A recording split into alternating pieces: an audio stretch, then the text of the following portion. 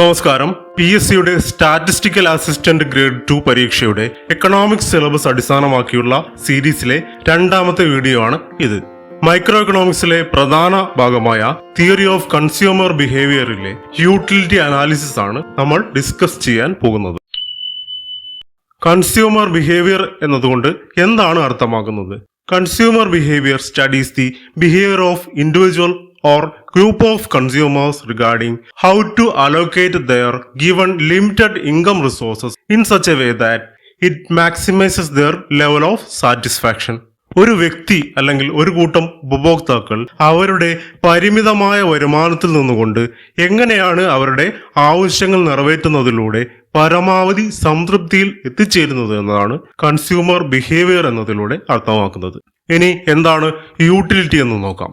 Utility is the amount of satisfaction which a consumer derives from the consumption of a commodity. ഒരു സാധനത്തിന്റെ ഉപഭോഗത്തിലൂടെ ഉപഭോക്താവിന് ലഭിക്കുന്ന സംതൃപ്തിയുടെ അളവാണ് utility അഥവാ ഉപയുക്തത.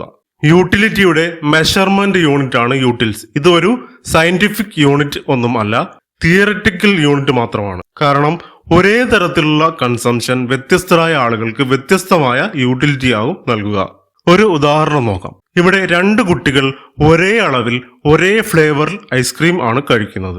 എന്നാൽ ആദ്യത്തെ കുട്ടിക്ക് 20 യൂട്ടിൽ സംതൃപ്തി ലഭിച്ചുവെങ്കിൽ രണ്ടാമത്തെ കുട്ടിക്ക് 5 യൂട്ടിൽ സംതൃപ്തി മാത്രമാണ് ലഭിച്ചത്. ആദ്യത്തെ കുട്ടിക്ക് ഇഷ്ടപ്പെട്ട ഫ്ലേവർ ഐസ്ക്രീം ആയിരിക്കാം ഇത്. അതുകൊണ്ടാവാം ഐസ്ക്രീം കഴിച്ചതിലൂടെ ആദ്യത്തെ ആൾക്ക് കൂടുതൽ സംതൃപ്തി ലഭിച്ചത്. യൂട്ടിലിറ്റിയുമായി ബന്ധപ്പെട്ട രണ്ട് അപ്രോച്ചുകളാണ് കാർഡിനൽ അപ്രോച്ചും ഓർഡിനൽ അപ്രോച്ചും. കാർഡിനൽ യൂട്ടിലിറ്റി അപ്രോച്ചിനെ മാർഷേലിയൻ അപ്രോച്ച് എന്നും വിശേഷിപ്പിക്കാം. ആൽഫ്രഡ് മാർഷൽ ആണ് ഈ അപ്രോച്ച് അവതരിപ്പിച്ചത്. യൂട്ടിലിറ്റിയെ നമുക്ക് കാർഡിനൽ നമ്പേഴ്സ് ഉപയോഗിച്ച് മെഷർ ചെയ്യാൻ സാധിക്കുമെന്നാണ് കാർഡിനൽ അപ്രോച്ച് പറയുന്നത്. അതായത് ഉപഭോഗത്തിലൂടെ ലഭിക്കുന്ന സംതൃപ്തി 1, 2, 3 എന്നിങ്ങനെ സംഖ്യാപരമായി പ്രകടിപ്പിക്കാൻ കഴിയും. രണ്ടാമത്തെ അപ്രോച്ചാണ് ഓർഡിനൽ യൂട്ടിലിറ്റി അപ്രോച്ച്. ഉപഭോഗത്തിലൂടെ ലഭിക്കുന്ന സംതൃപ്തി സംഖ്യാപരമായി പ്രകടിപ്പിക്കാൻ കഴിയില്ല എന്നാണ് ഈ അപ്രോച്ച് പറയുന്നത്. യൂട്ടിലിറ്റി അളക്കാൻ കഴിയില്ല, പക്ഷെ അത് റാങ്ക് ചെയ്യാൻ കഴിയും. 2 അതിലധികമോ കമ്മോഡിറ്റി കൺസ്യൂം ചെയ്യുമ്പോൾ ഏതിൽ നിന്നാണ് കൂടുതൽ സംതൃപ്തി ലഭിച്ചത് എന്ന് റാങ്ക് ചെയ്യാൻ കഴിയും. ഇത്തരത്തിൽ കൺസ്യൂമർ തന്റെ മുൻഗണന ഏതാണെന്ന കാര്യം പ്രകടിപ്പിക്കുകയാണ് ചെയ്യുന്നത്. ഒരു ഉദാഹരണം നോക്കാം. ഇവിടെ കൺസ്യൂമറിന് ഡിന്നറിനായി 3 തരം വിഭവങ്ങൾ ലഭ്യമാണ്: പിസ്സ, പാസ്ത, സാലഡ്. ഈ വ്യക്തിയുടെ ordinal ranking of preference pizza, pasta, salad എന്നിങ്ങനെയാണെന്ന് കരുതുക. ഈ റാങ്കിംഗ് അദ്ദേഹത്തിന്റെ മുൻഗണനാ ക്രമത്തെ സൂചിപ്പിക്കുന്നു. എന്നാൽ കാർഡിനൽ അപ്രോച്ചിലേതുപോലെ പിസ്സ എത്ര യൂട്ടിൽ സംതൃപ്തി നൽകിയെന്ന് ഓർഡിനൽ അപ്രോച്ച് മെഷർ ചെയ്യുന്നില്ല. JR ഹിക്സ്, RGD അലൻ എന്നിവർ ചേർന്നാണ് ഓർഡിനൽ അപ്രോച്ച് അവതരിപ്പിച്ചത്. അടുത്തതായി ടോട്ടൽ യൂട്ടിലിറ്റിയും മാർജിനൽ യൂട്ടിലിറ്റിയും എന്താണെന്ന് നോക്കാം. Total utility is the total satisfaction achieved after consuming all the units of a commodity. ഒരു കമ്മോഡിറ്റിയുടെ എല്ലാ യൂണിറ്റിൽ നിന്നും ലഭിച്ച ആകെ യൂട്ടിലിറ്റിയാണ് ടോട്ടൽ യൂട്ടിലിറ്റി. ഉദാഹരണമായി ഈ 5 ആപ്പിളുകൾ കൺസ്യൂം ചെയ്തപ്പോൾ ആകെ ലഭിച്ച യൂട്ടിലിറ്റിയാണ് ടോട്ടൽ യൂട്ടിലിറ്റി. ഇക്വേഷൻ ആക്കി പറഞ്ഞാൽ total utility is equal to sum of marginal utility. Marginal utility എന്തെന്നാൽ it is the additional utility derived from the additional commodity consumed. അധികമായി ഒരു യൂണിറ്റ് കമ്മോഡിറ്റി കൺസ്യൂം ചെയ്യുമ്പോൾ അധികമായി ലഭിക്കുന്ന യൂട്ടിലിറ്റിയാണ് മാർജിനൽ യൂട്ടിലിറ്റി. ടോട്ടൽ യൂട്ടിലിറ്റിയിലെ മാറ്റത്തെ ക്വാണ്ടിറ്റിയിൽ ഉണ്ടാകുന്ന മാറ്റം കൊണ്ട് ഡിവൈഡ് ചെയ്താൽ മാർജിനൽ യൂട്ടിലിറ്റി ലഭിക്കും. ടോട്ടൽ യൂട്ടിലിറ്റിയും മാർജിനൽ യൂട്ടിലിറ്റിയും തമ്മിലുള്ള റിലേഷൻഷിപ്പ് ഈ ഒരു ഷെഡ്യൂളിലൂടെ മനസ്സിലാക്കാൻ ശ്രമിക്കാം. സ്വാഭാവികമായും ആദ്യ യൂണിറ്റിൽ നിന്നുള്ള ടോട്ടൽ യൂട്ടിലിറ്റിയും മാർജിനൽ യൂട്ടിലിറ്റിയും തുല്യമായിരിക്കും. അതിവിടെ 8 ആണ്. രണ്ടാമത്തെ യൂണിറ്റ് കമ്മോഡിറ്റി കൺസ്യൂം ചെയ്തപ്പോൾ ടോട്ടൽ യൂട്ടിലിറ്റി 14 വർദ്ധിച്ചു. 8 നിന്ന് 14 ആയപ്പോൾ അതിന്റെ വ്യത്യാസമാണ് മാർജിനൽ യൂട്ടിലിറ്റി. അത് 6 ആണെന്ന് കാണാം. മൂന്നാമത്തെ യൂണിറ്റ് കൺസ്യൂം ചെയ്തപ്പോൾ ടോട്ടൽ യൂട്ടിലിറ്റി 18 14 നിന്ന് 18 ആയപ്പോൾ കൂടിയത് 4 ആണ്. അതാണ് മൂന്നാമത്തെ യൂണിറ്റിന്റെ മാർജിനൽ യൂട്ടിലിറ്റി. നാലാമത്തെ യൂണിറ്റിന്റെ മാർജിനൽ യൂട്ടിലിറ്റി 2 ആണ്. അപ്പോൾ ടോട്ടൽ യൂട്ടിലിറ്റി 20 അഞ്ചാമത്തെ യൂണിറ്റ് കൺസ്യൂം ചെയ്തപ്പോഴും ടോട്ടൽ യൂട്ടിലിറ്റി 20 നിൽക്കുകയാണെന്ന് കാണാം. അതിനർത്ഥം അഞ്ചാമത്തെ യൂണിറ്റിൽ നിന്നുള്ള മാർജിനൽ യൂട്ടിലിറ്റി 0 ആണ് എന്നതാണ്. ആറാമത്തെ യൂണിറ്റ് കൺസ്യൂം ചെയ്തപ്പോൾ ടോട്ടൽ യൂട്ടിലിറ്റി 18 കുറഞ്ഞതായി കാണാം.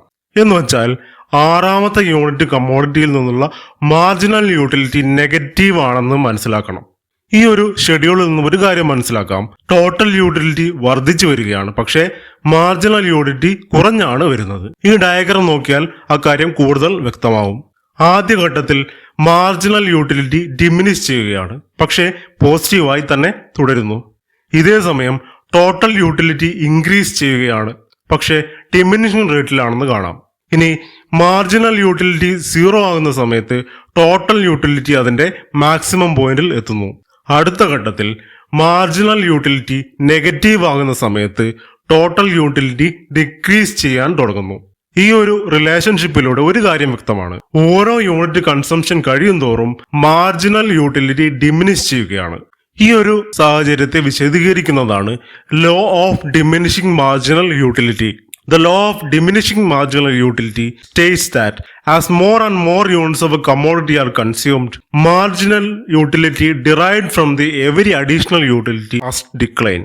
ഒരു കമ്മോഡിറ്റി വീണ്ടും കൺസ്യൂം ചെയ്യുമ്പോൾ അഡീഷണൽ ആയിട്ടുള്ള ഓരോ യൂണിറ്റിൽ നിന്നും ലഭിക്കുന്ന യൂട്ടിലിറ്റി കുറഞ്ഞു വരുന്നു. ഇതാണ് ഗോസൻസ് ഫസ്റ്റ് ലോ എന്ന് അറിയപ്പെടുന്നത്.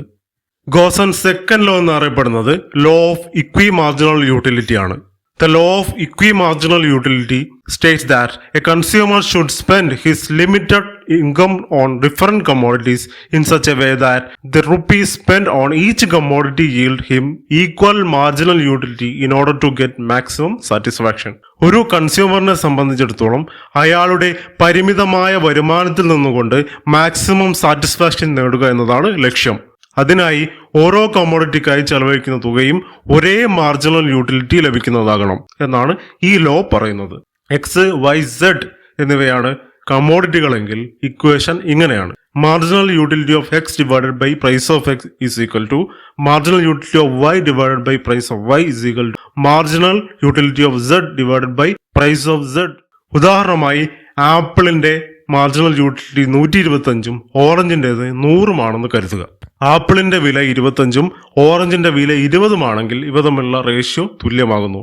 അത് കൺസ്യൂമറിന് മാക്സിമം സാറ്റിസ്ഫാക്ഷൻ നൽകുകയും ചെയ്യുന്നു. ഒരു കോൺസെപ്റ്റ് കൂടി മനസ്സിലാക്കാം, consumer equilibrium. Consumer equilibrium is a state where a consumer is more satisfied with her spending given her income and the price of goods and services. It is a point of balance where a consumer has no desire to change her consumption. ഒരു consumer തന്റെ ലഭ്യമായ വരുമാനത്തിൽ നിന്നുകൊണ്ട് ചെലവഴിക്കുമ്പോൾ അദ്ദേഹത്തിന് പരമാവധി സംതൃപ്തി ലഭിക്കുന്ന അവസ്ഥയാണ് കൺസ്യൂമർ ഇക്വിലിബ്രിയം എന്ന് പറയാം. ആ ഒരു കൺസംഷൻ ലെവലിൽ മാറ്റം വരുത്താൻ ഒരിക്കലും കൺസ്യൂമർ ആഗ്രഹിക്കുന്നില്ല. ഈ ഭാഗത്തു നിന്നും ചോദിക്കാൻ സാധ്യതയുള്ള ഏതാനും മോഡൽ ക്വസ്റ്റ്യൻ കൂടി നമുക്ക് പരിശോധിക്കാം.